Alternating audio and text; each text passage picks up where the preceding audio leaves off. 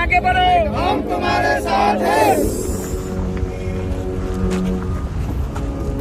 तुम्हारे साथ हैं। इम्तियाज साहब तुम आगे बढ़ो, हम तुम्हारे साथ हैं। वारिस साहब तुम आगे बढ़ो, हम तुम्हारे साथ हैं। भाई जिंदाबाद। जिंदाबाद जिंदाबाद।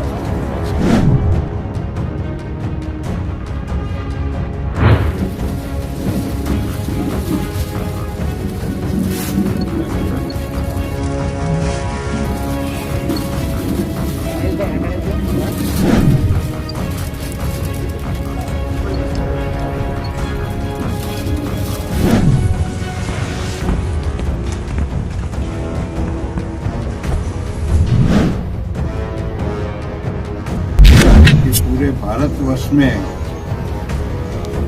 हम गरीब लोग, हमारी जो आबादी है, आदिवासी लोग हैं, मुस्लिम लोग हैं, ओबीसी लोग हैं, एसी लोग हैं, तो हमको तो आज़ादी मिली नहीं है देश में। हमको आतंकवादी बना देते हैं, हमको नक्सलवादी बना देते हैं, तो हम कैसे बैठ के देखते रहें?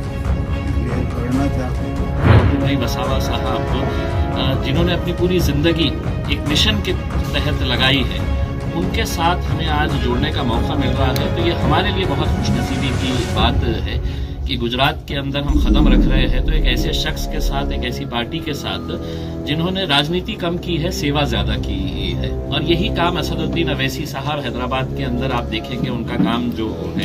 AIMIM और BTP एक साथ में मिलकर आएंगे तो एक बहुत ताकतवर एक हमारा अलायंस रहेगा और अच्छे इश्यूज के ऊपर है। तो हम आगे के जितने भी चुनाव रहेंगे उस ताल्लुक से हम लोग आगे बढ़ेंगे। और हमारे फायदे का मतलब ये है कि जितने भी गुजरात के अंदर रहने वाले, चाहे वो आदिवासी समाज के हो, दलित समाज के हो, OBC समाज के हो, मुसलमान हो, जिन लोगों को भी राजनीतिक तौर के ऊपर पीछे रखा गया है, उनको आगे बढ़ाने के लिए हम लोग यहाँ पर हम साथ में मिलकर आ रहे हैं। क्योंकि छोटू भाई का भी लक्ष्य जो है वो यही है कि संविधान के हिसाब से देश चलना चाहिए, किसी की हुक्मशाही के हिसाब से देश नहीं चलना चाहिए।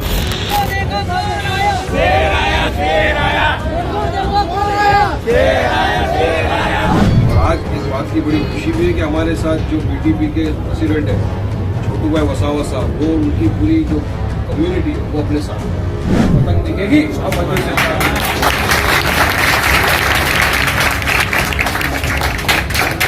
दूसरी जाति, धर्म, मजहब के जितने भी लोग हैं वो लोग बिल्कुल ना समझे कि MIM पार्टी है, ये हमको टिकट देगी क्या, हम इनके पार्टी के ऊपर से अगर वो आएंगे तो बिल्कुल सर आंखों पर उनको भी बिठाया जाएगा और उनको भी साथ में लेकर जाएगा। तो पिछले 70 सालों से ये म्यूजिकल चेयर के अंदर है तो दो ही खिलाड़ी थे, एक बार भाजपा बैठ जाती थी जाके, एक बार कांग्रेस जाके बैठ जाती थी। तीसरे को धक्का मार के है तो निकाल देते थे। अब हमको इतना तजुर्बा आ गया है कि अब हम दोनों हाथ से धक्का देके वो कुर्सी पे कैसा बैठा जाता है ये हमको समझ में आता है।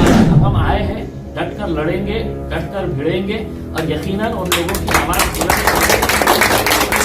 अगर हम एक प्लेटफॉर्म के ऊपर एक ताकत बनकर खड़े रहते हैं तो मैं आपको अपना खुद का उदाहरण देता हूं कि 20 साल के शिवसेना के एक MP को हराकर अगर मैं जीता हूं तो वहां की एक अल्हम्दुलिल्लाह वो ताकत थी कि जिसकी वजह से हमने लोगों से यही कहा था कि जीतो या हारो इसका फैसला जो भी है वो अपने रब पर छोड़ेंगे, हम एक ताकत बनकर खड़े रहेंगे। जी जी यही है, अभी छोड़ के जाते नहीं आपको अभी।